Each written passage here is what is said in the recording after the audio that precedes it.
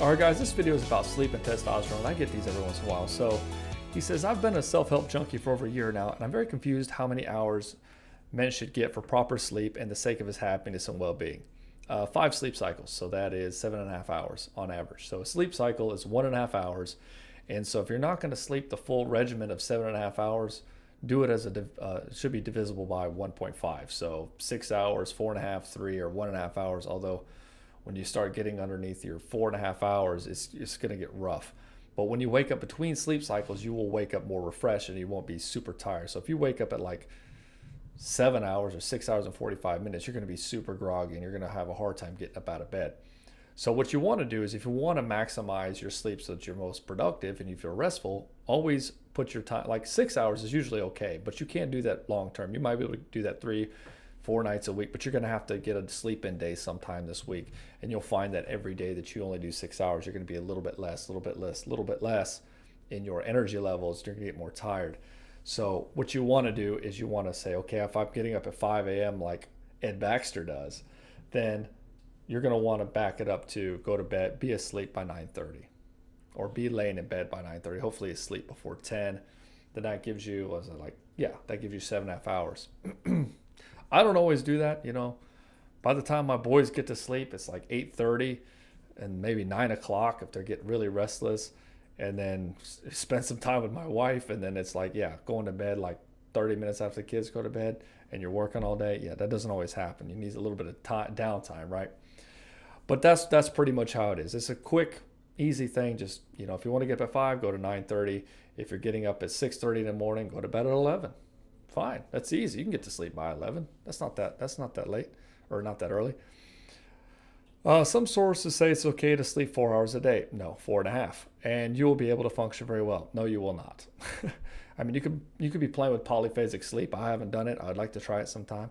While others say that you need to get at least 7 days to maintain proper testosterone level and stay healthy. At least 7 days. Okay, all right. So you're talking about two. I'd love to get an answer from you. Okay, so you're talking about two different things. So men have a cycle. They have a hormonal cycle as well. So if you from the last time you ejaculate, your testosterone rises every day up to 7 days, and at 7 days it peaks out. I think that's what you're talking about here. At 7 days it peaks out and it stays there. So if you look at Chinese medicine, they'll say that most men, they shouldn't ejaculate more than once a week. Do I follow that? No. I have sex every day if I can. It's just I'm a guy. That's what I like to do, and so. But that's what they say, to maintain healthy testosterone level. But guys will also think that having high testosterone is like a panacea for everything. It's not at all. I mean, there's other things you can do in your life that will help you with testosterone and really just make you happier, because testosterone isn't going to make you happy. What will make you happy is, 1, getting rid of stress out of your life, and 2, going towards a compelling vision. 3, diet and exercise. And then 4, after all that, maybe look at testosterone. But you looks like you're a young guy, so you shouldn't have to be worried about that too much. If you're doing all the other things, yours should be pretty high. Now, I know a lot of young men nowadays have pretty low testosterone. And if you look at any of those, just look at gaming conventions, you'll see a lot of low testosterone guys. And that's because of their lifestyle choice. That isn't because of society. Well, it's a lifestyle choice, right? It's not necessarily the food that they eat and all. It is, but it's mainly lifestyle choice. So if you look at what they're doing, they could turn that around. But it's not the testosterone that's making them not have what's going on. So if you want your testosterone to go higher, work out, eat plenty of saturated fats, start winning, and start taking risks, and have sex, and that will raise it, right? If you're worried about your testosterone level first, you're doing it backwards. You need to first start reducing your stress. Stress kills testosterone. You need to stop masturbating. You need to eat plenty of red meat, plenty of saturated fats. I did carnivore diet for 2 months and I felt fantastic. I'm going back into, I'm living in Stanton, Virginia now, and my dad's on a farm, and so we slaughtered a cow and I get half of a cow, and I'm going to go back to keto with all this fresh, grass-fed, organic beef, and oh man, it's so good. And I'm going to be eating that every day, so I'm going back to it. It's going to be great. It's going to be glorious. And so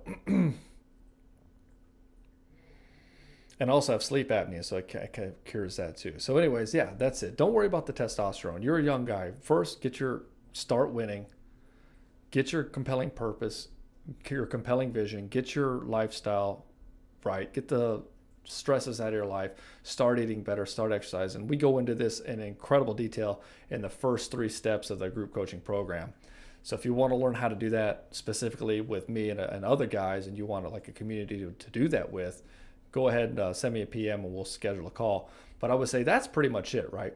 So sleep 7.5 hours a day, and then try not to, and don't masturbate. If you're having sex, I'd say just do whatever you want. I find that energetically, sex doesn't seem to be nearly as draining as masturbation. I personally don't like the masturbation because it really fucks me up. Like I'll get all these thoughts afterwards where I'm like, oh, I'm not good enough, and oh, my wife doesn't think I'm man enough, and she's not all these negative thoughts and stuff. So if you find yourself having these things, that's what's going on there with the masturbation, and there's an energetic level or an energetic thing going on there where it's, I don't know, I'm getting a little esoteric for some of you guys, but it's physically debilitating in such a way. For young men, it's not as noticeable. I'm 39. The older you get, the more pronounced it'll be. But anyways, I've talked way too long on this subject, and I'm kind of getting off on a tangent. So there you go, man. Hopefully that's helpful to you, and let me know if it is or not.